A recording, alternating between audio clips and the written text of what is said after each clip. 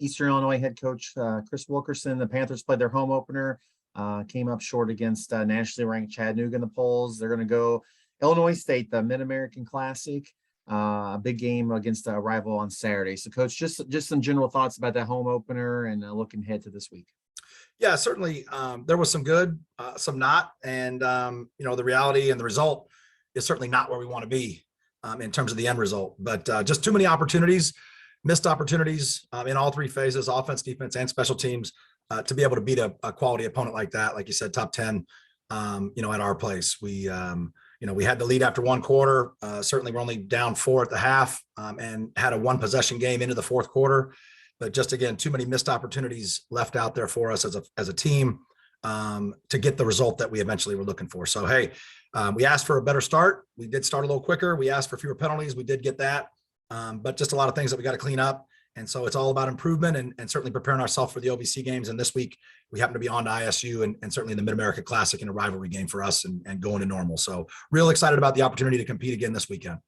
Before we talk about Illinois State, one thing on Chattanooga, you had mentioned about their running back who is one of the best in the country. And he had 2 touchdowns. Did you all do things that you against him that worked, and he didn't have a 150 or 200 yard game? Well, certainly we knew that we were going to try to limit him, and their quarterback, did a really good job against us. He made some very accurate passes and made us pay when guys were bad with their eyes or with their technique. And we had somebody that was, too interested in looking at the running back that shouldn't have been looking at the running back. And so it all works hand in hand. There's 11 moving pieces on every single play. And so, when you look at, you limited the running game, but they were more efficient in the passing game. Well, it was just the secondary. Well, no, the pass rush and the under coverage play into every pass. On offense, you look at the sack statistic and you say, hey, well, you guys gave up 6 sacks, your offensive line. Well, no, that's not necessarily the case. The running back missed an assignment. The quarterback didn't get the ball out of his hand on a couple of occasions. The wide receiver didn't look for the football. The offensive lineman may have used a poor technique, but there's a lot of moving pieces that go into anything. And so, like we always say, it's never as good as it seems. It's never as bad as it seems. Reality is somewhere in the middle. We're working to improve. That's the most important thing. And we're on to ISU.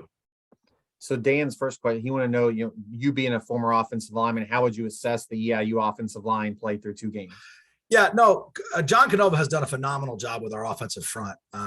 It is funny, too. People seem to think that I'm an offensive lineman. I don't even know that was like in my first press conference. I was a defensive lineman in college.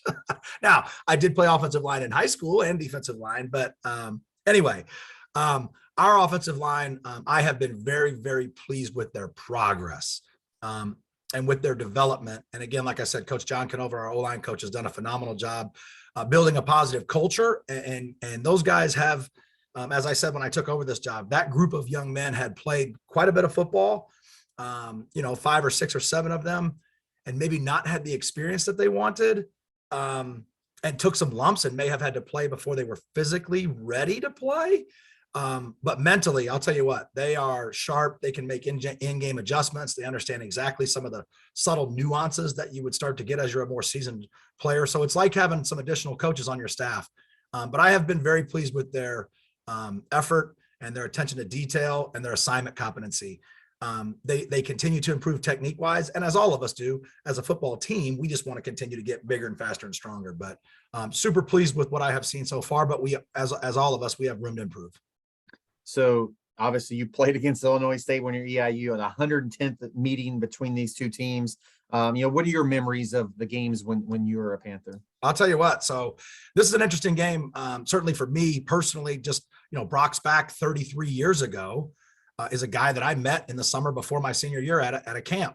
And that's how I became familiar with Eastern Illinois University. And then he was our linebackers coach my first year here. Obviously left and went to Purdue and then on to Wyoming and back to Purdue forever. And has built and established a phenomenal football program at Illinois State. Certainly, playing in the national championship game in 2015 and the successes that they've had and the number of playoff appearances he's had. So personally, I know Brock and his program very, very well. I know he takes pride in his team being a physical, tough team, and they do play with his identity. But yeah, the rivalry is deep. And it does go back years and years and years. And I can remember, specifically for me, probably one of my greatest moments as a player here at Eastern Illinois, my senior year. We were 2-5. We lost on the road to Western Illinois. We came back and we had to win the last 4 games for Coach Spoo to retain as our head football coach. And the first of those 4 games was on the road at Illinois State University. And, the night before that game, it was storming. It was a terrible thunderstorm in the Bloomington Normal area. And we were staying at the old Holodome right there. And I'll never forget, Coach Spoo was the first guy in the meeting room. And he usually was, if you weren't on Spoo time, if you're 5 minutes early, you're 5 minutes late.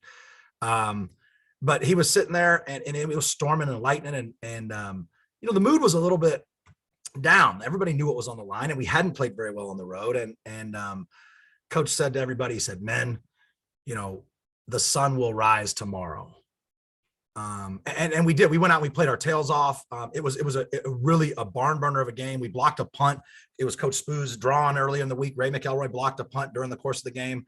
The offense made just enough plays and the defense made just enough plays so that we won. A one possession. I think it was like 16-10 in normal. But then we won the last 3, and that's when Bob got the extra contract. And certainly I got into coaching right away, and we were 10-1 the next year, and the rest of it's certainly history. So it's a place and a rivalry that has a place deep in my heart.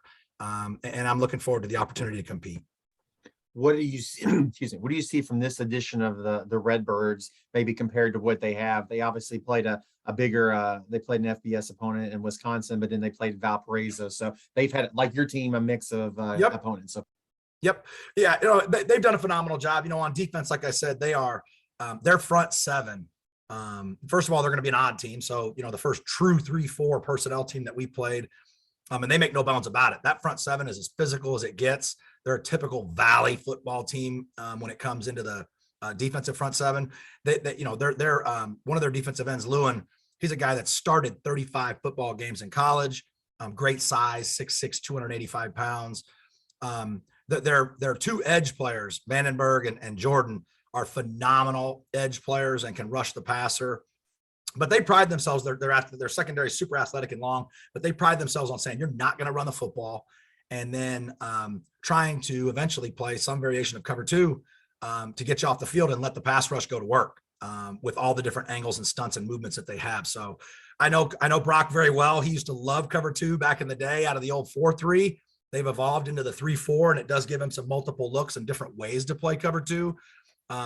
But man, are they freaking good stopping the run and then dropping in and trying to play some variation of cover 2 in the back end. So going to be a tremendous challenge for our offense, but looking forward to it.